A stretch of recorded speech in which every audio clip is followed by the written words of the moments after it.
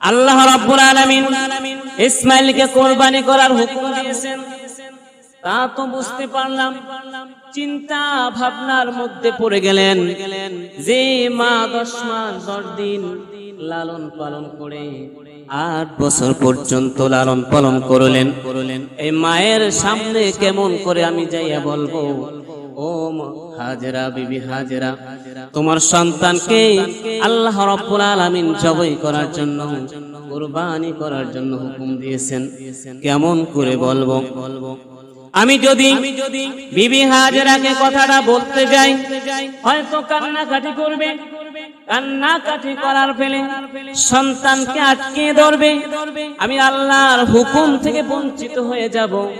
না না, কথাটা বলা যাবে না, গোপন রাখা হয়েছে, এখানে গোপন রাখা হয়েছে, এখানে মিথ্যা বলেছে। এখন যদি আমরা মনে করি জায়গায় জায়গায়, বিভিন্ন জায়গায় মিথ্যা বলা জায়েজ আছে, কোন জায়গায় মিথ্যা বলা জায়েজ আছে, এখান থেকে শিক্ষা নেওয়া উচিত। কথা বলেন ঠিক কিনা? জোরে বলেন, কথা বলেন ঠিক কিনা? এখন যদি এখন বলা হয় যে মায়ের যদি বলা হয় যে আপনি যদি বলেন যে আমার অমুককে, অমুক সন্তানকে আল্লাহ রাব্বুল আলামিন হুকুম দিয়েছেন জবাই করতে হবে, এখন আমাদের বর্তমান যে পরিস্থিতি, কোন মা সন্তানকে দিবে? জোরে বলেন, দিতে চাইবে? হযরত ইব্রাহিম আলাইহিস সালাতু ওয়াস সালাম হাজরাকে বিষয়টা গোপন রাখলেন। হাজরাকে বললেন, বিবি হাজরা শোনো, বাদশার দাওয়াতে যাব। এক বাদশা দাওয়াত করেছেন, ইসমাইলকে সাজিয়ে গুজিয়ে গোসল করাইয়া আতর লাগাইয়া সুন্দর করে সাজাই দাও। হাজরা খুশি হয়ে গেছেন, স্বামীর সাথে সন্তান বাদশার দাওয়াতে যাবে, খুশির বিষয়।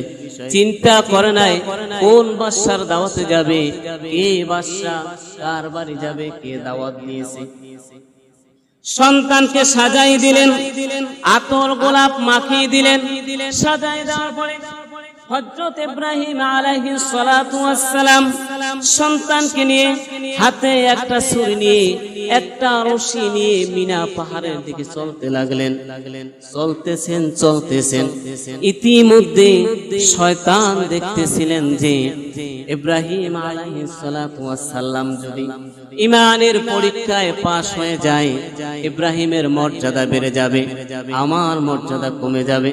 ইব্রাহিমের মর্যাদা যদি বেড়ে যায়, ইব্রাহিম যদি পাশ করে ফেলে, ঈমানের পরীক্ষা যদি পাশ হয়ে যায়, এই পরীক্ষাটা যত মানুষ দেখবে কিয়ামত পর্যন্ত কোটি কোটি মানুষ মুসলমান হয়ে যাবে, কোটি কোটি মানুষের মর্যাদা বেড়ে যাবে। আমি আর কাউকে ধোঁকা দিতে পারবো না।